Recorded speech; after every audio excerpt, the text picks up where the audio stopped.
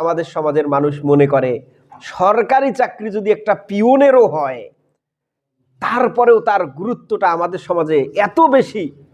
মনে করেন একটা ব্যবসায়িক প্রতিষ্ঠিত ব্যবসায়ী, সে মাসে ধরেন প্রায় 50,000 টাকার উপরে ইনকাম করে একটা ব্যবসায়ী, এই ছেলে যদি বিবাহ করতে প্রস্তাব দেয় আর যদি একটা সরকারি অফিসের পিওন, চতুর্থ শ্রেণীর কর্মচারী, সেও যদি বিবাহের প্রস্তাব দেয়, আমাদের সমাজ এই ব্যবসায়ী, প্রতিষ্ঠিত ব্যবসায়ীর চাইতে ওই পিওনকে বিবাহের ক্ষেত্রে গুরুত্ব দেয় বেশি। কারণ কি? কারণ মনে করে সরকারি চাকরি করে, সে চাইলে ডান হাতের পাশাপাশি বাঁ হাতের ইনকামের মাধ্যমে তার পরিবার, সমাজকে অনেক টাকাওয়ালাতে পরিণত করতে পারবে, বাড়ি গাড়ি অনেক হবে।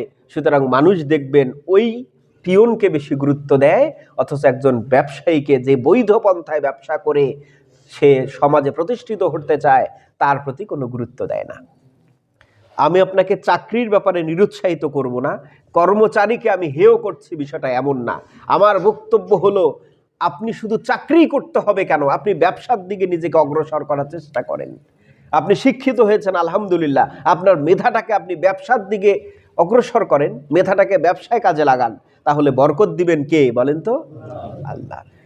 আমরা এই টেন্ডেন্সি থেকে ফিরে আসব। ব্যবসায়ী মানুষকে পছন্দ না করে আমরা পিওনকে পছন্দ করি বিবাহের পাত্র হিসাবে, এই টেন্ডেন্সি থেকেও আমাদেরকে ফিরে আসতে হবে।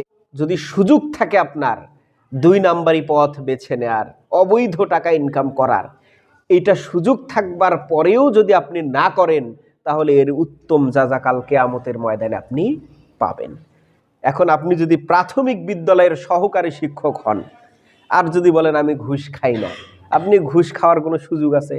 সহকারী শিক্ষক প্রাথমিক বিদ্যালয়ের ঘুষের কোনো প্রসেস আছে?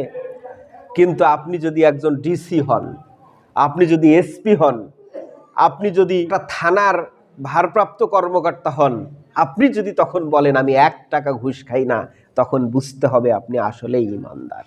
চাকরি জীবনের সর্বশেষ যেটা প্রথম গ্রেড, সেটা সব মিলে 2 লাখ সামথিং টাকা সে বেতন পায়, একেবারে বাড়ি ভাড়া, চিকিৎসা ভাতা সব মিলে, গাড়ি টাড়ি সহ।